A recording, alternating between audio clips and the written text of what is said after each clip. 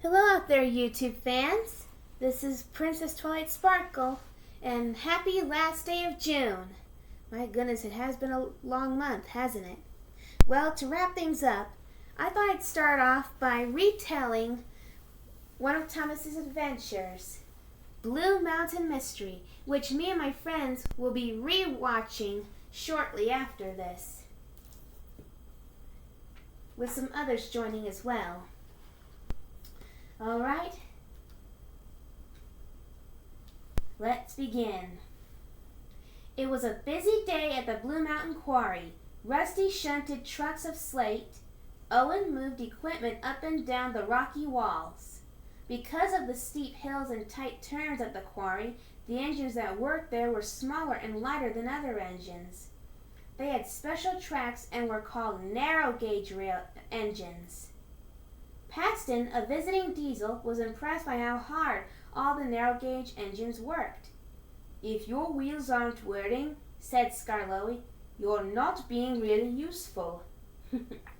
Wise words, Skarloey.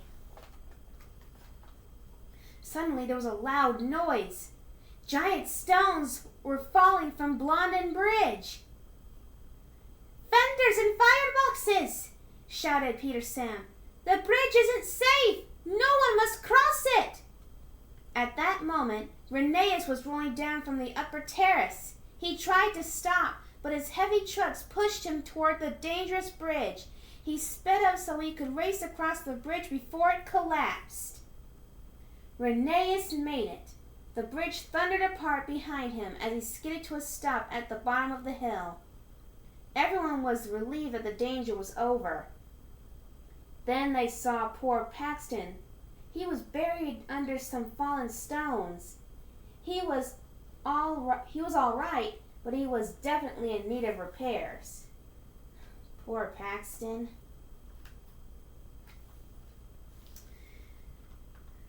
Thomas was working hard with Annie and Clarabelle when Sir Topham Hatt drove up in Winston, the track car.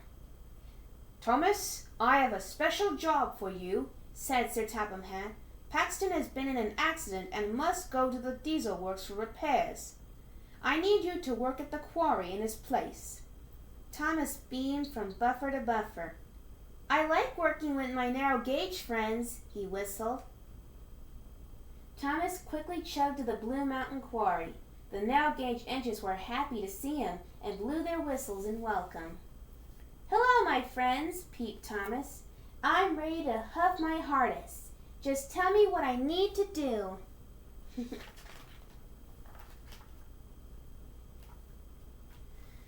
The work at the quarry was hard but fun.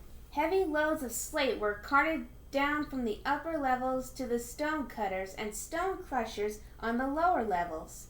Thomas pitched in and hauled boulders with Skarloey. Suddenly, a small green engine darted out of the tunnel. Thomas had never seen him before. "Hello," peeped Thomas with a smile. But the little green engine didn't answer. He quickly rolled into another tunnel. "Cinders and ashes," whistled Thomas. "How strange. I wonder who that little green engine is." Later, Thomas asked Rusty about the little green engine. Rusty was quiet for a moment. Then he finally answered, I'm pretty sure it was a mountain goat." "It wasn't a mountain goat," peeped Thomas. "It was an engine." Then the next morning, as Thomas puffed to the quarry, he saw the little green engine again. "Who are you?" Thomas asked. Without saying a word, the green engine puffed off. Thomas sped after him. "Go, Luke!" cried Skarloey as he and the other narrow gauge engines rolled into position to block Thomas. Wow. "Skarloey!" huffed Thomas. "Who is Luke? Why does he keep puffing away? Why will none of you talk to me about him?" "Thomas, you are a friend," said Skarloey, "so we will trust you." The other engines whistled in agreement. Luke hides here at the Blue Mountain Quarry because he is scared, Skarloey said. Once long ago, Luke did something very bad. He thinks if anyone finds him, he will be sent away from Sodor forever. That's why we make sure he always stays hidden. Thomas promised to keep the secret locked in his funnel.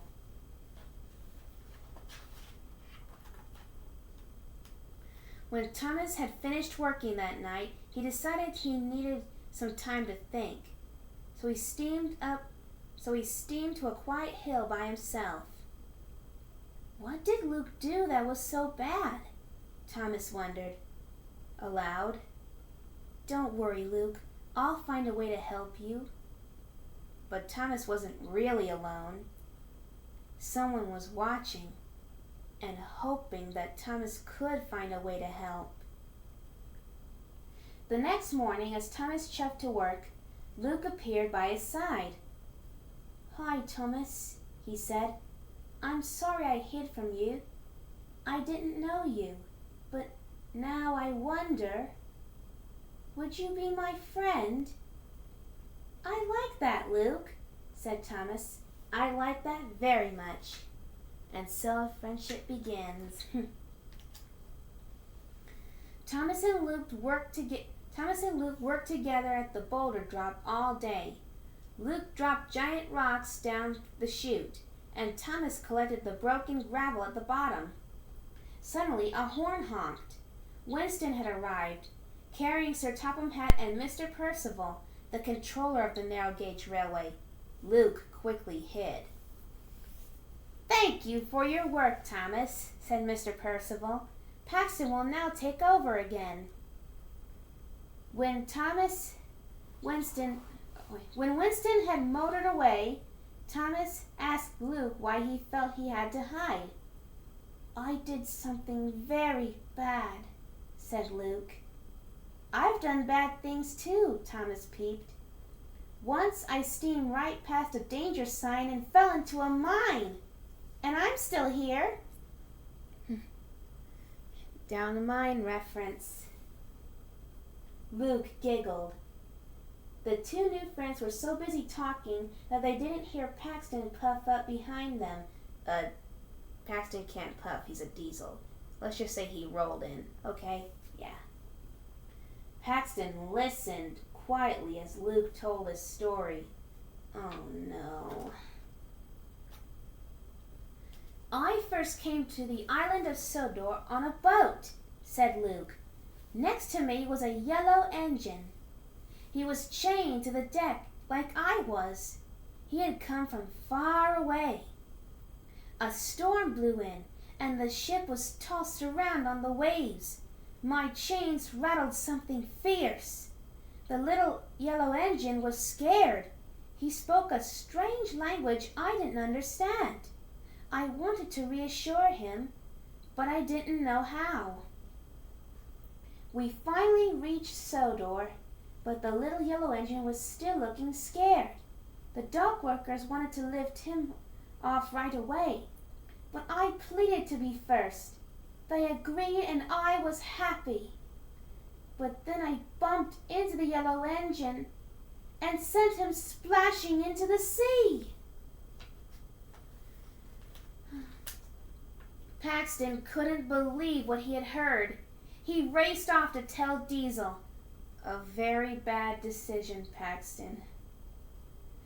An idea flew into Thomas's funnel. I know what I'll do, said Thomas. I'll find out what happened to that yellow engine. Maybe he's at the diesel works. Thomas reached the diesel works just as Paxton finished telling Diesel the story. Thomas was shocked. No one else was supposed to know about Luke and the yellow engine. We have to tell Sir Topham Hatt and Mr. Percival, said Diesel. They'll make sure Luke leaves forever. Thomas was worried. He had to find that yellow engine before Diesel could get Luke in trouble. That Diesel is such a... Oh, sorry. Thomas shoved to the steamworks, where Victor was hard at work. Victor, do you remember fixing a little yellow engine that fell into the sea? Thomas asked. Victor stopped working immediately. His eyes were wide with surprise. Thomas suddenly understood. Cinders and ashes, whistled Thomas. You were the engine that fell into the sea. You are right, Thomas, said Victor.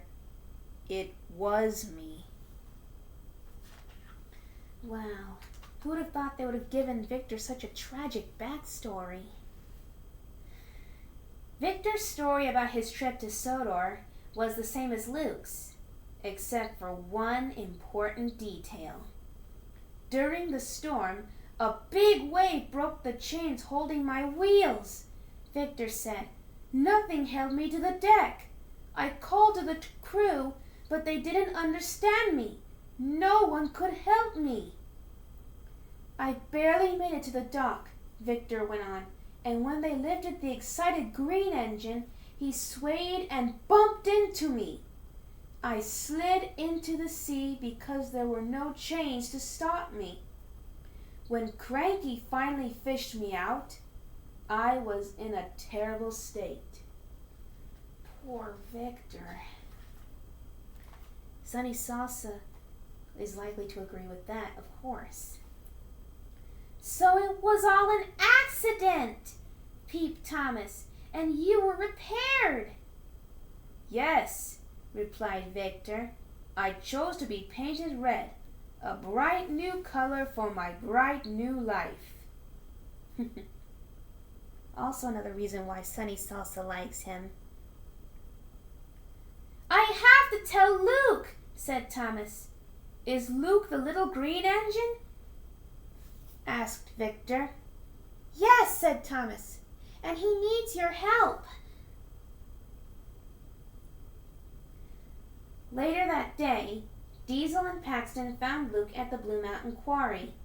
Luke rolled up to the narrow gauge tracks, where Thomas, Diesel, and Paxton's standard gauge wheels couldn't follow. You can run, but you can't hide, shouted Diesel.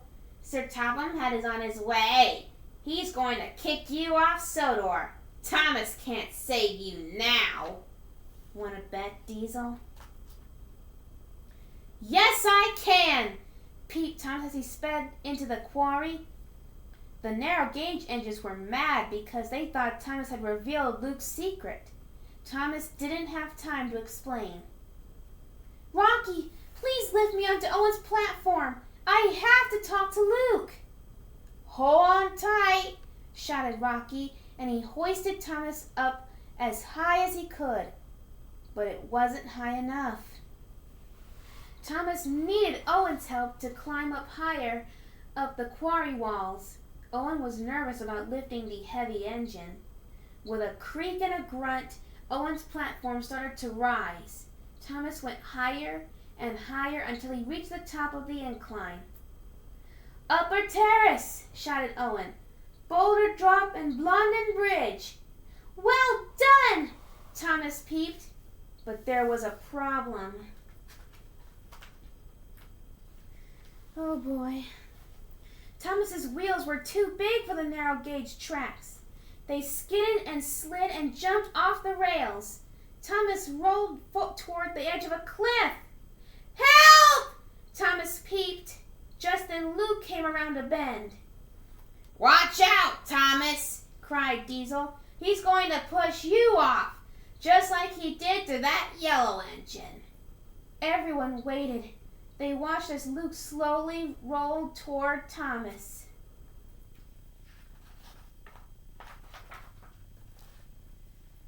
Don't worry, Thomas, said Luke. I'll pull you back to Owen.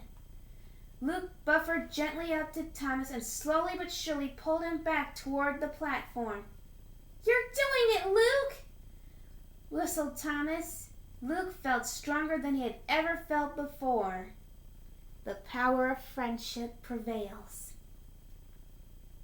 Luke got Thomas safely to Owen's platform, but the weight of the two engines together was too much for Owen. the platform began to drop straight down. "Whoa!" cried Luke. "Cinders and ashes!" shouted Thomas. "You're too heavy!" Owen grunted as he tried to slow the platform. Oh boy. Owen strained and struggled and worked his hardest. Gears whined, sparks flew. Owen stopped the platform before it hit the ground. Thomas and Luke were safe. The engines all whistled and cheered, except Diesel, who scowled. Wow, he is just pure evil in this one. Just then, Sir Topham Hatt and Mr. Percival arrived. They were confused and more than a little angry. "Thomas, what are you doing here?" said Sir Topham Hatt. He asked Sir Topham Hatt. "Rocky, bring those engines down from the unloading platform." Little Luke was scared. Everyone held their breath. "That engine up there is called Luke," said Diesel. "He's a bad engine. He pushed a yellow engine into the sea. Thomas has been hiding him up here." "It's not like that at all, sir," Thomas peeped. "I can explain." But Thomas didn't have to say another word. Victor steamed into the quarry. Everyone was very surprised to see him. "I have come here to meet an engine I have not seen for a very long time," Victor puffed. "His name is Luke." Rocky set Luke down. The little green engine was scared. "Luke, you didn't push me," Victor said. "I slipped off. My wheel chains had broken. It was an accident." "But it can't be you. You're not a yellow engine," Luke said. "I was yellow," Victor replied. "But I was painted red when Sir Topham Hatt had me repaired. You should come down and visit me at the steamworks. You can also get a coat of paint and a polish, and you will be a new engine too." Luke laughed. For the first time in a long time, he was truly happy. Oh. Sir Topham Hatt was very upset with Diesel. "You didn't find out the whole story before you caused confusion and delay," he said. "It's always important to find out what really happened, because what really happened is what really matters." Words of wisdom. It's always important to find out all the details before decide, Anywho. "Well done, Thomas," said Sir Topham Hatt. "Today is a happy day for Mr. Percival and all his engines." "Thomas has made it a happy day, sir," Luke said. "He's my hero and my friend." "We must be very proud of all our engines," said Mr. Percival. "You are all really useful." Thomas and all his friends, new and old, whistled happily. The end. Well, I enjoyed that rereading. Did you all? I can't wait to re-watch the special with my friends. It'll be quite the nostalgia trip, if you know what I mean. Good nostalgia. Anyway, until then, this has been Princess Twilight Sparkles saying goodbye, YouTube fans, and happy last day of June.